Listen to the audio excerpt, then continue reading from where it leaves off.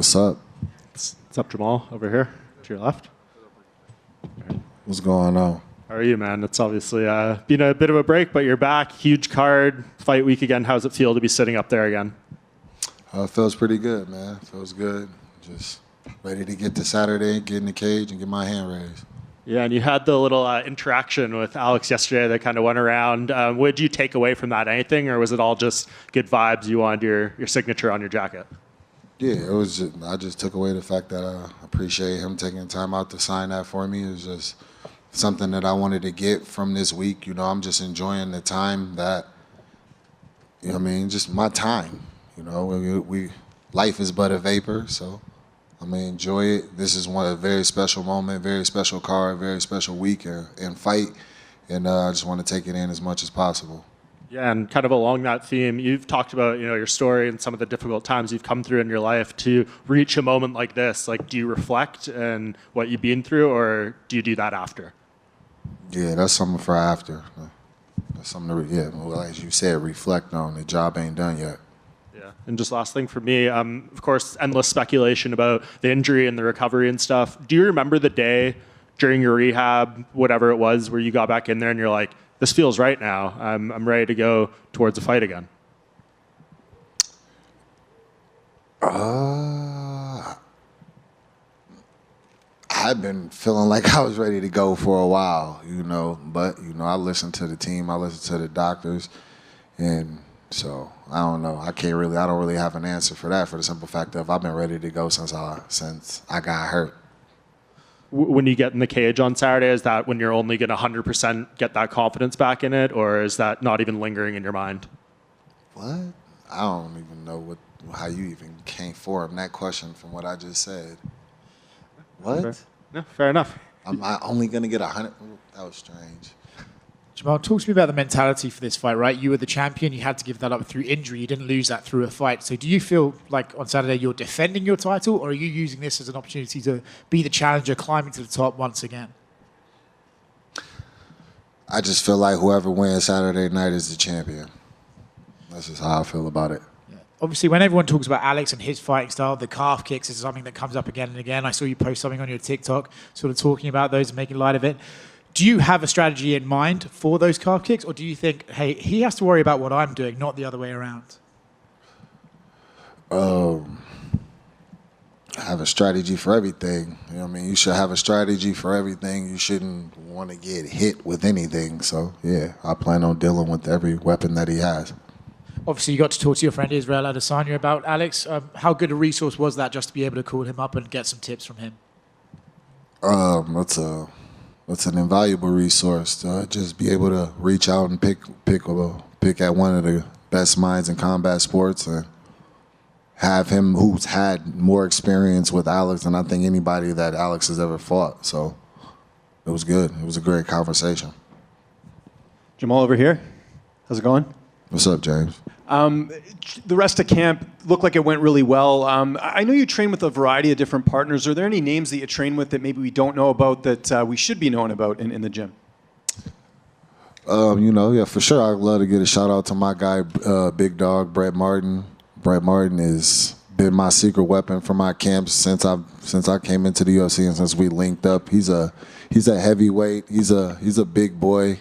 He's another guy who don't get any love just because of his physique and things like that. You know, people talk about my body. Bro's body's pretty tough, but his abilities are unmistakable and they're incredible. They keep me sharp. I'm always able to bounce things off of him and learn with him and grow with him in the gym. You know, whenever he comes in and we're working, we get after it. And he knows me pretty well now, so he's able to actually shape out some other challenges and things like that for me. And yeah, he's been invaluable. I've also worked with a couple of the guys that were local from that fight for the bare knuckle, Mohawk Esteban Rodriguez, and Eric Lozano. Couple of tough, they're tough. Esteban's he's tall, long, rangy, and he fights. And speaking of Michigan, how cool is it having Cody Brundage on this card? You both used to fight for Lights Out Fighting or Lights Out Promotion. Have you spoken to him this week? I haven't seen Cody yet, but yeah, that is actually pretty dope. They asked me who I wouldn't mind being in my locker room. I told them definitely I would like to have Cody Brundage in my locker room. It's special. It's definitely special. Just that for me and him, because he was the last fight before Contender Series. He was on that card. We were on the same card before I joined the UFC. Obviously, I went on Contender Series and ended up getting signed. He went on Contender Series and was later signed. And now both on main card. UFC 300 is wild. So yeah, that is pretty dope. And just last one for me, not looking past Saturday, but do you have kind of like a timeline of like how often you want to fight this year? Is it just about, opportunities and location and all that? Like, how do you sort of determine your schedule after Saturday if all goes well? I haven't looked past Saturday, so I'm just focused, locked in on Saturday. I want to make sure I get the result that I want Saturday, and that's the main focus. Jamahal, to your right. I noticed earlier you quoted Ecclesiastes saying that life is but a vapor. During this process from the injury now going into this fight, what do you feel like you've been taught most? Even more so, appreciate the moments. Yeah, appreciate the moments. Just, it could have all been over. It really could have all been over for me. There are athletes who have suffered this same injury who had to call it a quits on their hopes and their dreams. And I'm fortunate enough to now be in a time and was in a position to where the best medicine available was available to me. And I was able to take advantage of that and use the resources to make my way back and come back in a time that people really just can't seem to believe. So, Thank you. Jamahal. Jamahal here. What's going on? You already fought and won against 4 Brazilians. Alex Pereira is the 5th, and it's a big name out of Brazil right now. How was the experience to deal once again with the Brazilian audience on social media? The Brazilian audience is different than Alex's audience, so it's been a different experience this time, I'll say. And I would like to know from you, if somebody told you 3 years ago that you would be headlining UFC 300, would you believe that? What would you think at that time? If somebody told me I'd be headlining UFC 300 at the time, I'd believe it. I believe it because I know myself, and I know the belief I've always held in myself. But it would have got me hyped. It would have definitely had me excited.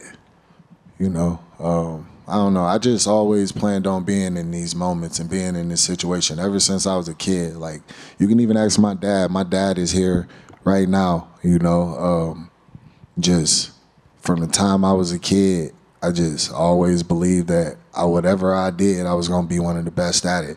For a time, it was football. For a time, it was basketball.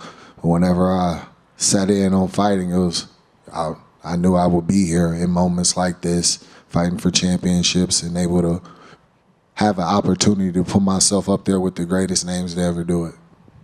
Thank you. I know that there's a lot of talk about Alex Pereira's fast rise in MMA coming from the kickboxing team, but it was just in 2019 when you won a Contender Series contract, and this time last year you were originally supposed to fight in a Fight Night headline, and you got the shoulder spot fight Glover, which you wanted to become the first Contender Series graduate to do so and become champion. So do you think people are kind of putting to the side your fast rise in this sport and to now ultimately headline the UFC 300 as well? I don't know. I don't care. That's not important at all. Like, he's a great fighter. That was his opportunity to show his greatness. His opportunity came fast, and he stepped up to the occasion, and that's good on him, And I feel I've done the same with the opportunities that I've been given. So this is just that next opportunity. Yeah, I was just mentioning because you also went up through a fast rise, but that image when you and Alex were looking at each other after you beat Glover went around in the lead up to this fight. Did you ever imagine that would be the root of such a thing like a UFC 300 main event? No, because it was just a handshake. He was over shaking my corner's hand. I went over and shook his corner's hand. So that's pretty much what that was.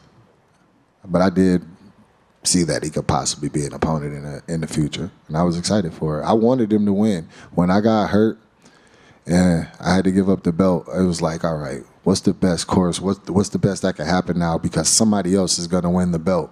Who better than Alex to win the belt? Like, you know, y'all think y'all, and he is. You know, he's the two division glory champion, 2 division UFC champion, kickboxing great, hands of stone, bad man, just a monster, dangerous, scary dude. He's all those things. But watch what I do to him. Jamal, first and foremost, I like your shoe selection. Very nice. And Wait. You know I tore my Achilles in the the gray ones. yeah. It was hard for me to put these on today. And is there any truth that, did you go to the same doctor as Aaron Rodgers? Yes. Well, Aaron Rodgers went to the same doctor as me. Did you guys, you mentioned that you played football. Did you guys have any conversations, you and Aaron? I know he's big MMA. No. I've never met Aaron, so I never like talked to him or anything like that. No. Gotcha. The Jets could use somebody like you to catch the ball. But speaking of quarterbacks and Super Bowl, like UFC 300 is kind of like a Super Bowl, big time. It's going to be a lot of focus on you. On one of your fights on the walkouts, I heard the commentators talk about your calmness and your coolness. Do you believe that you have that clutch, the attribute, the trait that you can just come through in the biggest moments? Yeah, that's something I just know. I just trust myself. That's one of the biggest things that I hang my hat on is the fact that I know that just naturally I show up. It's who I am. It's what I do.